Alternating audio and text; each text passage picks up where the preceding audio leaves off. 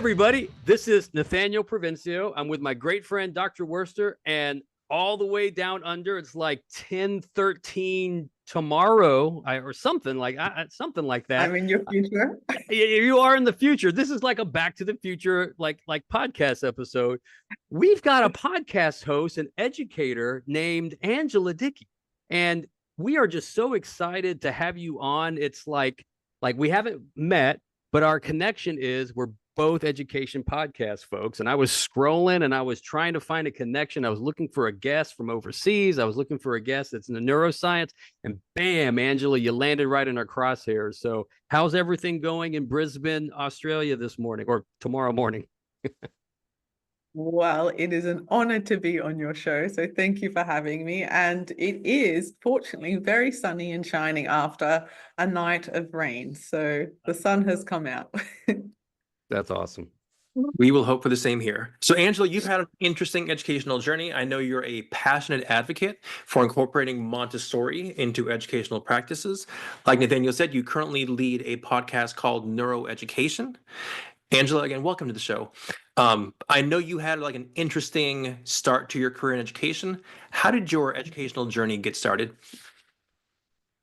Well, I actually began studying early childhood education, and I did my diploma in that first. And I think it's an amazing setting for anyone in education because the early childhood setting has such a holistic perspective on the child. Yeah. You know, we start out 0 to 5, and every part of the child is important.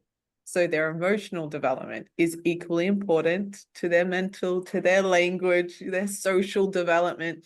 And then obviously we're building their mental capacities. But all of those are incredibly important in early childhood. There's equal weighting. Then I went on to study a Bachelor of Learning Management, which basically in Australia equates to teaching primary school and some of high school. So 5-year-olds, probably almost to 15-year-olds. Mm-hmm. And through the Bachelor of Learning Management, it was quite an innovative degree by Central Queensland University that was focusing on, rather than us being the authoritarian teachers and we're instructing the students, it was trying to convey, I feel like, a more innovative, more aligned to neuroscience perspective of teaching, where we're guiding, we're managing the learning. And it was actually really powerful because I think at the end of my degree, I was so excited to get out into the field. Mm-hmm. And in Australia, often you have short practicums where you go into the field. So at the end of our degree, we had a full term. That was 10 weeks at the end of the year, where we went into a school. And for me, I just couldn't believe what I had seen. I guess, for years we had this build-up, and we had been shown incredible schools all around the world that are doing amazing things, where you see these real life projects and bringing in community, and art projects where children are going out into the subject, or they're solving solutions with, whether it was like, pollution, or if even going into the community to look, okay, how can they resolve something with local council, but very purposeful action. So you can see the children are engaged and it's real life learning. So after having my educational process kind of inspiring me with that, and seeing how it aligns with neuroscience and psychology, how children learn best, when I got out into the school, and unfortunately, the reality was that children were just in rows, and it was like 30 children doing the same thing at the same time. And the majority of the learning, unfortunately, was pen and paper. And it was just one of those experiences where I was like, how are we having this, how is this world coming together? What we know, educational neuroscience, in child psychology, the latest finding in education, how is that coming together with this industrial factory style method of education? And how are we still doing this? And then everyone I spoke to is like, yeah, well, it's basically a pie in the sky. You know, like, yes, that's what they promote at university, but the reality is it just doesn't happen. It's the curriculum and this. And I was like, that's just not good enough for me. Like, that is not good enough for me. You know, they showed us practical examples. They showed us schools doing these things where children were loving learning and loving life and being so empowered. So if that's the case and it's out there, I'm going to go find it. And then basically, I just went on an adventure, I guess, a quest to find educational facilities that were actually doing the things that we were taught about for, you know, the years of my university degree. And did you find any? Oh, yes, I did. Where'd you go?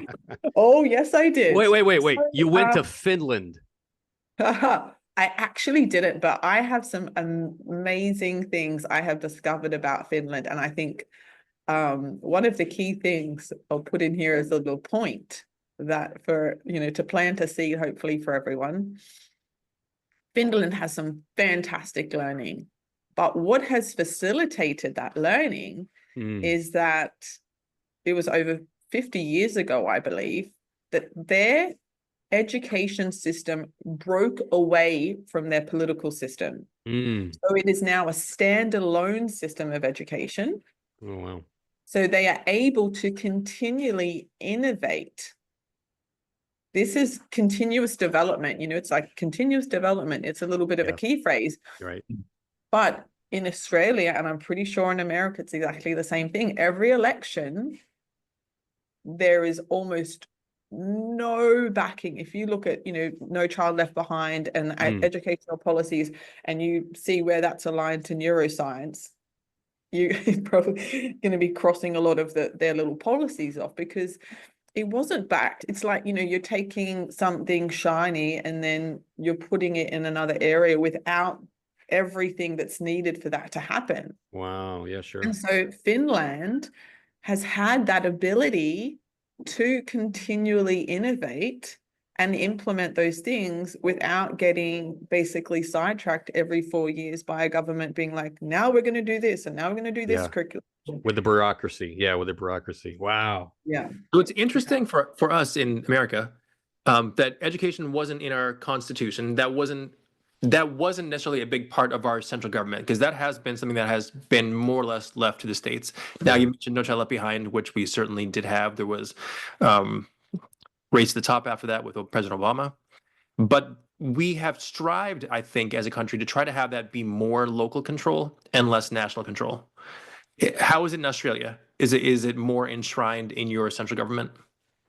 Well, interestingly, only in the last few years, we have moved to a national curriculum that's taken all across Australia. And from my knowledge, it's the first time we've done that. So it's Australian national curriculum. So, you know, and one of the proposals for that was that, well, you know, children going from one area to another to a different state and then moving, you want things to be aligned. Yep. But the downside to that is that all of the research, basically, it shows us that the more personalized the learning is, the more it is based on community connections. There we go. How to empower children within their own communities and connect them to community industries and to get them to experts in their field. That is some of the most empowering learning we can do because we're personalizing learning. So having this standard national curriculum, I think, has lots of pros and cons. But the problem is, and this is where we come into a little bit of bureaucracy. Sure. In each state, you then had the people who were running the educational facilities and running the curriculums being out of a job, basically. So we had something happened in Queensland, Australia, where a lot of these people then decided to create a curriculum to classroom approach, the C2C. So it was a curriculum to implement the curriculum. Some would debate that it was to keep certain people in jobs. And the ridiculousness of this curriculum to classroom approach was that it was so regimented. And I think in the last 4 years, I've spoken to so many principals, teachers, and parents But I asked them just openly, open-ended question, what do you think about the C2C? And I have not heard one good word about it. Unfortunately, we're bringing in now this year, 2025, it's been redeveloped Mm. and some things are taken out. But basically, for the last 4 years, you would have to, almost the teachers were forced to teach to the curriculum because there were these assessments they had to do every 2 weeks. But the assessments were also, it also shows you how we can take an idea that's good, but then not implement it in the correct way. So meta thinking is so important. To be thinking about our thinking, it's powerful, and we want to develop that in children. But instead of developing that as a skill, they were then trying to assess it in a test for even the young children. So the only way to assess that is to obviously ask the children, and then to force a teacher to then sit down with a 5 or 6-year-old and then say, tell me how you worked that out. Well, that's fine if you're having small group discussions and you've got a lot of assistance. Yeah, that's awesome. It's interesting, Angela, that when you were talking about some of the curriculums and the C2C, I got lost because I thought you were talking about the United States. I totally blacked out and thought that you were just talking about what we're dealing here in the States. But it looks like in Australia and other countries, some of the same issues.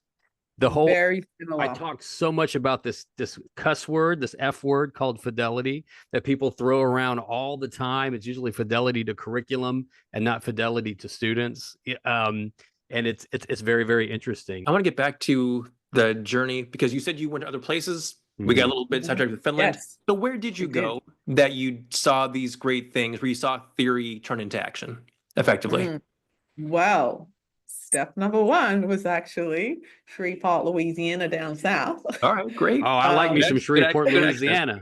Louisiana's Yeah, great. I go, hi y'all, how y'all doing? That's right. You eat good. You eat good in Shreveport, Louisiana. You eat good. You do. In fact, the first time I ate in Shreveport, Louisiana was hilarious because I think the only time I'd heard the Southern accent is in the movie Sweet Home Alabama. So to me, it was still a bit of an enigma. And I remember they had like these cowgirl hats on and they're like, hi y'all, how y'all doing? Can I take y'all order? And I was like, this is a themed restaurant, right? Like, no, it's not a themed That's real life. But I didn't believe that it was not themed until it was like 2 days later and we're at a park and I heard these little kids being like, hi y'all. And I was like, whoa, okay, this is like That's real. for real. I love it. Anyway, so my journey took me to Shreveport, Louisiana. There's an amazing Montessori school. Big shout out to Montessori school, Shreveport.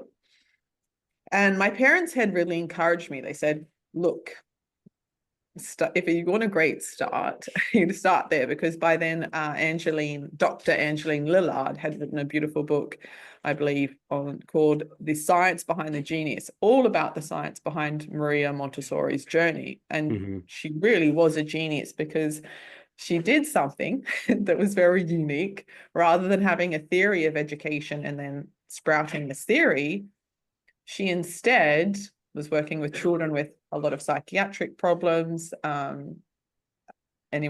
Basically, she went through a scientific method of education through trial and error to actually see what worked. And when we think about education with all these other areas, I mean, that makes sense. If we're going to have something that's so powerful, that literally can change the world, having an educational method that somebody has created, so saying, what is engaging the child? What's really switching on the brain? And, now we all know about flow and how important it is to have interest and full engagement in what you're doing. And often it happens when you spontaneously enact upon a learning. So that means choice has to be there. Yeah. But she saw all these things, like now we have the neuroscience behind it. And she called it the crystallization of energies because she observed everything we know about flow now, where children really just deeply engaged. But not only that, they absorb the information so effortlessly, long term. And this method, I feel, it is backed by neuroscience, and there's so much that research that backs up these elements, but it was simply because that's how she went through her method of education. She was actually one of the first female doctors in all of Italy, but before that she studied science. So she really brought that scientific mindset to the field of education, which ideally I think our education would be very different today if everyone did that rather than continuing the old method. It's very interesting. So you and your journey, Shreveport, Louisiana, got to see some of what you envision of best practices actually taking place. And so it's awesome. And the beautiful part of this school, which is still there, it had a early childhood section. So I started even with the toddler room, and then traditionally Montessori moves in from 3 to 6, 6 to 9, 9 to 12, 12 to 15, 15 to 18. So these 3-year age cycles. And because it went all the way to grade 10, I think I'm not sure what it goes up to now, but you were able to observe these children at this youngest stage all the way through to, 16-year-olds. And I think if you're looking at any kind of educational methodology, the proof is in the pudding.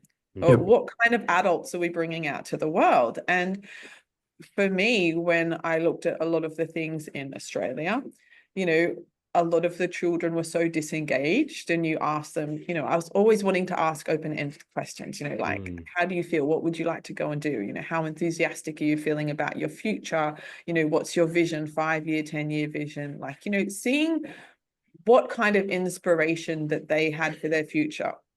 And there was just so much disengagement from school and from life and from any vision of the future. And I guess I've always had big visions for, education, big visions for myself of what I want to do, where I want to go, having a positive impact on the world. And I was just so shocked at how much, I guess, that was lacking in a lot of the children coming out of the educational method, especially in that area of Bundaberg, but also in Brisbane, of that age group. And so when I went to Shreveport, Louisiana, not only are like every single segment of that school, you walk into the classroom, and I had a unique time of almost 9 months, so almost a full year cycle volunteering, and I spent time in all of those cycles.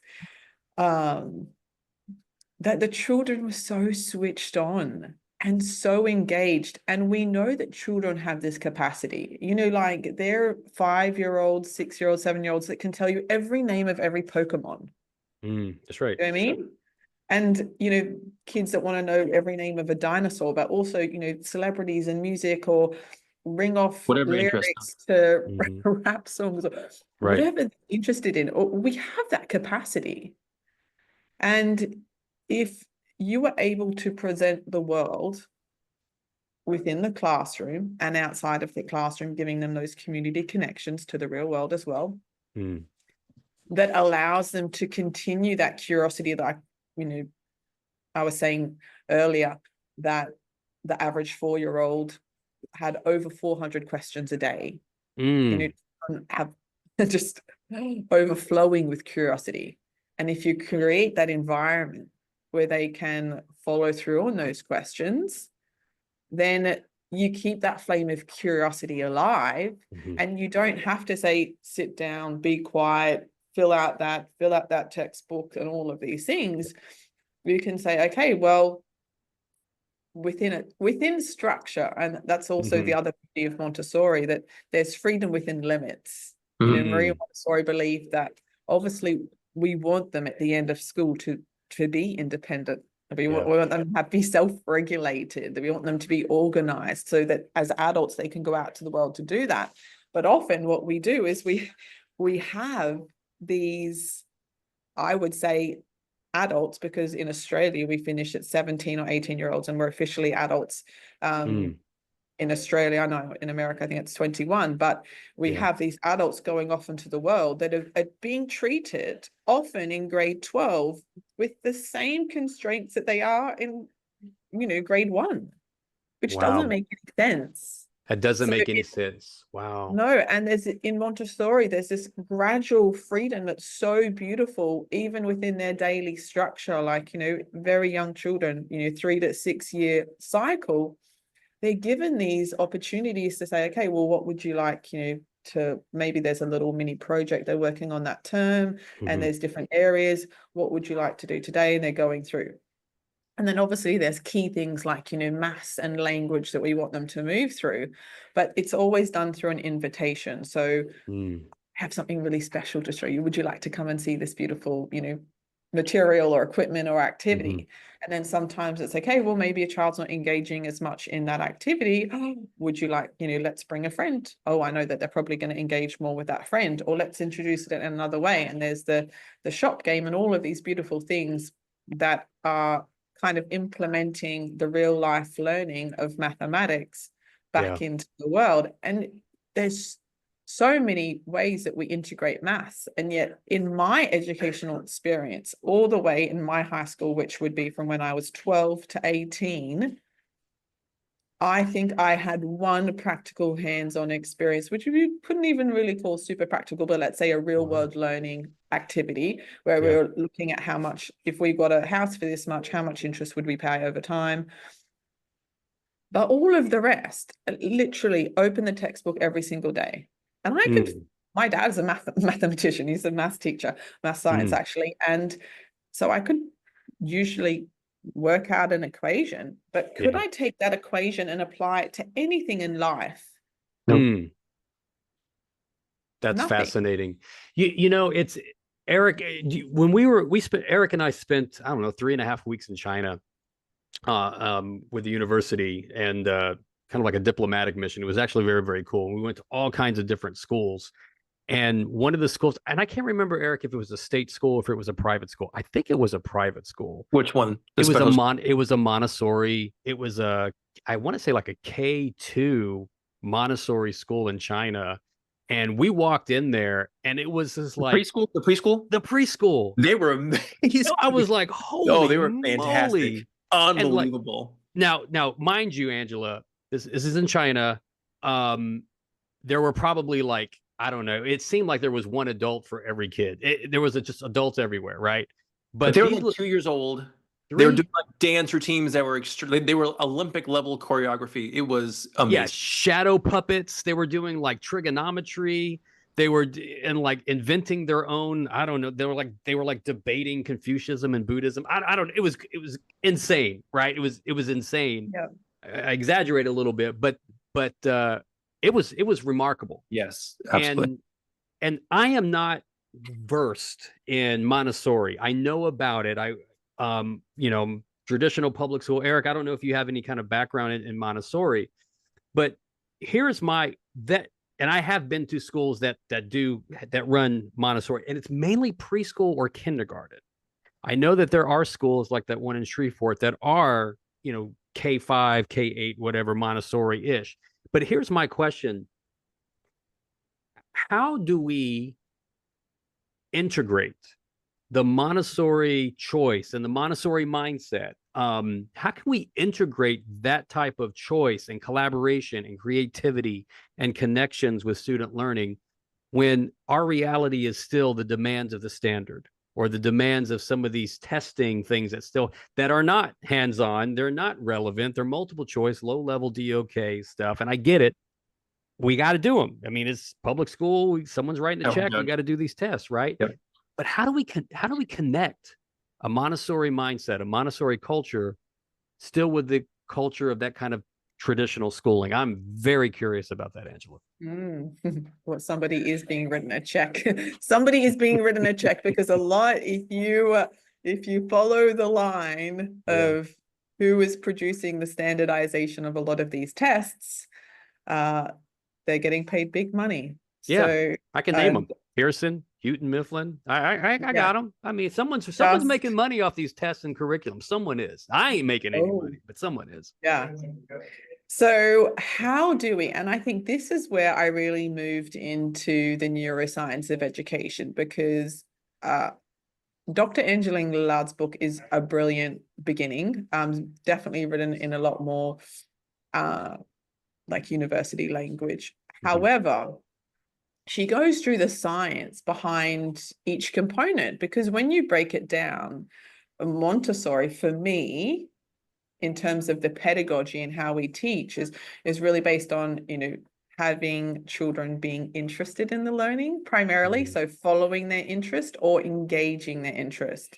So rather than being like, today we're learning about photosynthesis, today's like, how are these leaves green? Why are they green? Why do they change color? What happens in like autumn when they go from yellow, So you're enticing interest, or if children are naturally interested in different topics, you're following that interest. Neuroscience shows if you follow interest, especially when children are spontaneously enacting on that learning through questioning, they retain so much of that learning. So number one is interest.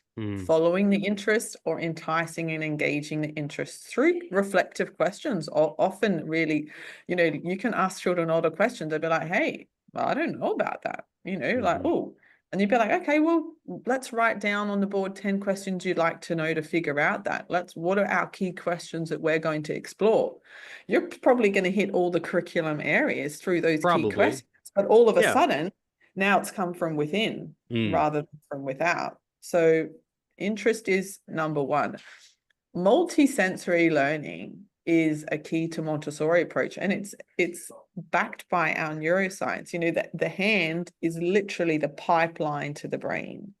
When they look at the neuroscience and they're basically how much input is coming through all of our senses, our eyesight, our nose, our taste, and our touch. So the hand trumps all of them. It's interesting. Every time.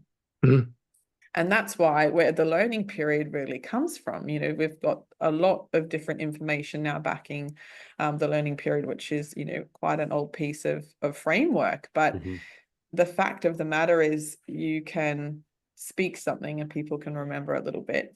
But often you speak and you integrate a story, they remember more. But, at the bottom of the framework, it's really verbal. Like, just speaking, they retain 10%. And then it's like, the auditory, the visual, but then 10, 20, I think up to 25%. And then if you move into something interactive and social, you're bumping that up to like 50%. Sure. And then hands-on learning's up to 75%.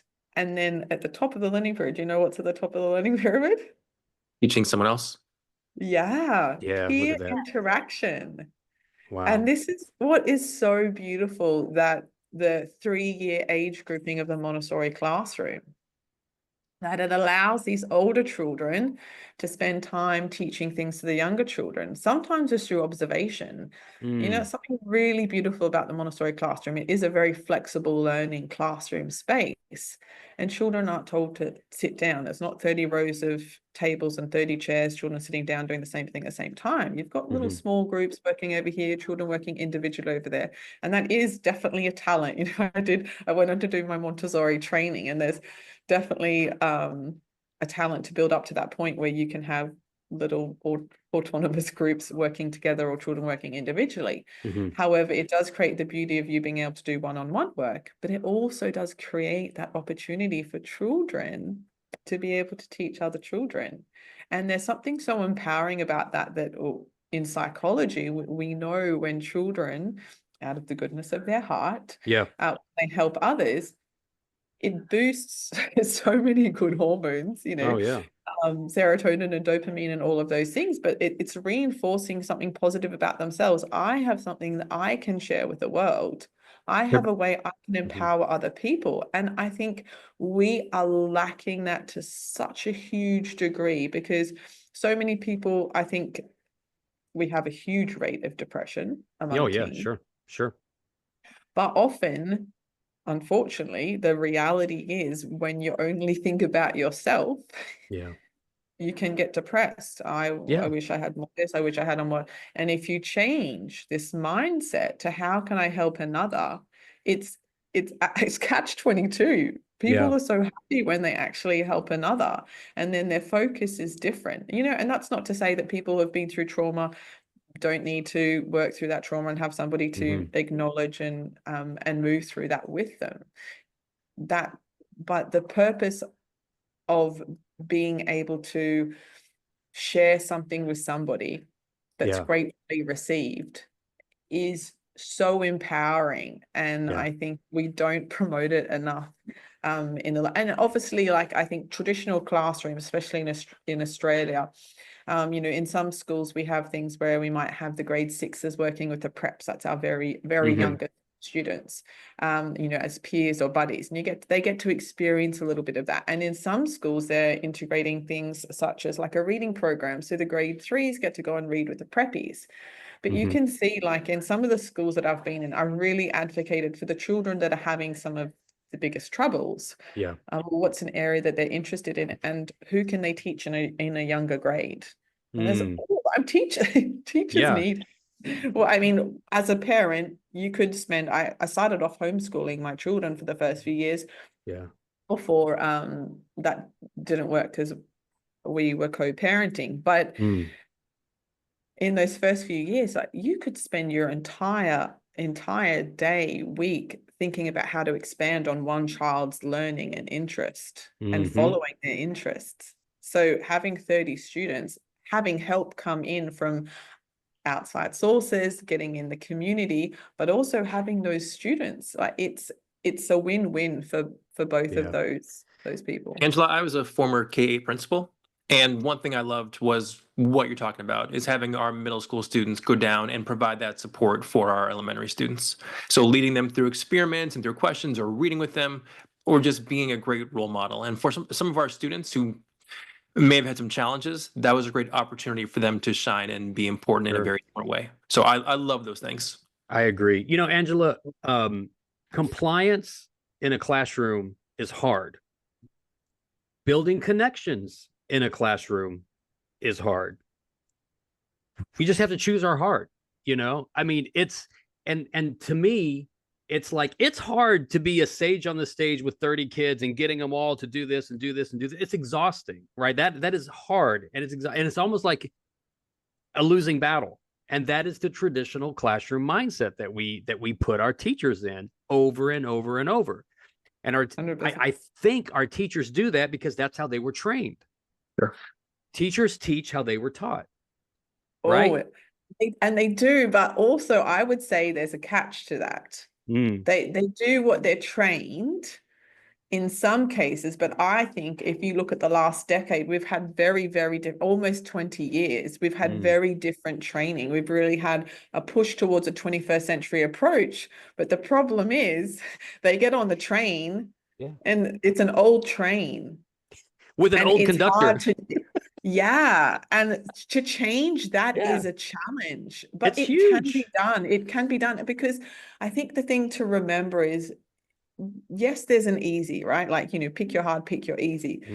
Saying sit down, 30 kids, 30 tables and chairs, same thing, same time, do the same worksheet. There's a little bit of an easy to that in some ways, but children are dealing with disengagement. Half the kids can do it, half the kids can't. And so what do you have? You have then behavior management issues. And the reality is up to 50% of teachers' time in behavior management because they're disengaged. It's cyclical. So if you focus on engaging them in a more hands-on way, and like, bringing in the community, bringing in other student, bringing in something like hands-on, the beauty of that is, if we know that hands-on learning on average, let's say, will be retained up to 75% better than just speaking, reading, or writing at 10%. Well, that's actually better for teachers. You spend one lesson doing something really hands-on and engaging, something that really relates to real life, and they can see how they're implementing that. That one time you do it is worth 7 textbook times or workshop times. So you're magnifying your impact But also, not only that, it's more enjoyable. Yes, there's sometimes a little bit more chaos. Yeah. But good chaos that, and once again, like I bet you in your, for us, it would be grade 6 class where, you probably got 12-year-olds, 11 to 12-year-olds. When you're doing some of those exercises, great. Who in your class is off with the fairies or who is disengaged? Can you bring them down, give them to me like 2 hours a day? And I bet you they'll get so much more out of that.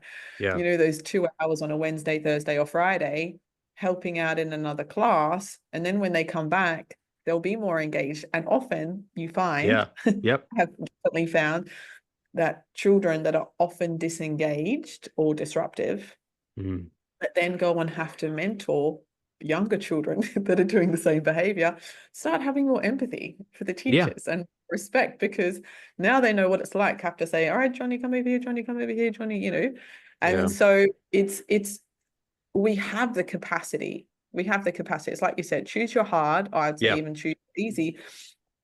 But big picture, teachers that are engaging in hands-on, interactive, real-life learning are happier. Angela, are you seeing any positive trends in the schools in Australia? I think we are seeing some positive things here in our schools in America. In that regard, more choice and more inquiry happening. So I do think there are some positive trends happening here. What about Australia? Well, interesting enough, starting with the US, that I think now America has over 500 public Montessori charter schools, which is amazing. I mean, that is obviously it's not across the board, but that is still a phenomenal start. Are these public schools, Angela, or private schools? Charter schools. It's So charter schools. And that's a big topic that we're seeing. That's a big topic. Is school choice and how that's going to play out in the next 5 to 10 years. But that landscape, the landscape for education in America is changing. Well, and it's so interesting because I remember the first time I heard that and I was like, privatizing schools like that is, didn't love that idea. And then the person that was promoting it was saying, if you have, let's say, a business and it's going to get 100 customers no matter what it does. Getting 100 customers, it's getting paid for those 100 customers. Does it have any need to innovate? Any need to change? Yeah, of course not. But if you say, okay, you can go to any of these businesses, I'm going to give you whatever, your $500. You get to choose which business you go to. All of a sudden, competition has an impact. And I never thought I'd be promoting the privatization of schools, but I really see the power in that because it's the same in Australia. It doesn't matter what you're doing. However many students walk through your door, you get paid that amount of money per student to fund your school. So it's an interesting, it's interesting. A whole nother subject. I know. And I think it's part of it. And this is why we do this podcast. Is because we need our public education. I'm a fierce public school advocate. I want every school, and Dr. Worcester and I are both, we're definitely on the same page. We want the neighborhood school to be the premier choice for our kids. I don't want to ever have to say that a parent's going to leave my school because we're not doing what they need to do. And I think we also want our kids to succeed. We want kids to be 100%. Successful. And it may mean that business as usual is not good business anymore. And I'm fine with there being a charter school across the street that wants to compete because I'll kick their butt. I'll create a product and services that's so amazing. You're not going to want to leave. And I'm going to put that charter school out of business. I bring it on. Why not? But what I want to do is what's best and better practice. And that might mean I need my teams to have a Montessori mindset to be able to have kids have connections, have creativity, have more collaboration, have more choice in their work. It might mean going to some of these charter schools that have these Montessori programs and seeing how we can bring these structures back, going to workshops with Montessori, reading the books. I think there is a strong place, Dr. Worcester, that that we might not be a Montessori school, but we can have a Montessori mindset. And if that can be a means to the end in order to have kids still have outstanding, performance and know these standards and feel like they're a part of something bigger than themselves, why not start having? I would much rather have that kind of conversation than having a conversation about pacing and curriculum and books and textbooks. And I don't want any of my kids to sit in front of a damn computer in the classroom anymore. I am just over that. But anyway, that might be another conversation. Nathaniel, let me ask this though. So back to charter school. So if you did have a charter school that was competing, it would change how you led your school, because like you said, you want to put that place out of business. Sure. But to do so, you might need to change your practice. So it would of require course you to lead differently. Yeah, of course it would. If I'm the owner of a coffee shop and I've been the owner of the coffee shop for 50 years and I serve shitty coffee, right? And I don't have to change, right? I don't have to do anything. Why would you? And then Starbucks opens down the street. I better get an espresso machine. Yep. See one. Angela, where can people find you? Oh, basically everywhere. If you look neuroeducation, my podcast is on all the platforms and on YouTube and Facebook, probably a great place to find me, and Instagram, if you want to connect. That's outstanding. Angela, I'm so grateful for you for sharing your story and sharing your passion and sharing this journey. Eric, I've learned so much about Montessori, man. I think this was fascinating. I think there is, kind of like what I said earlier, a place for our public school educators to learn some lessons from Montessori and to surround themselves with some of these lessons and structures and this wonderful opportunity to give kids more choice and collaboration and be more creative with their work, not just for academics, but also the social and emotional aspect, Angela, right? I think that would be outstanding. Well, thank you very much from Australia, joining us on the Community Connection. I can't wait to just keep following you and keep following all of your wonderful work. And thanks so much for being part of our Community Connection. All right. Thanks for having me on here. Thanks. All right.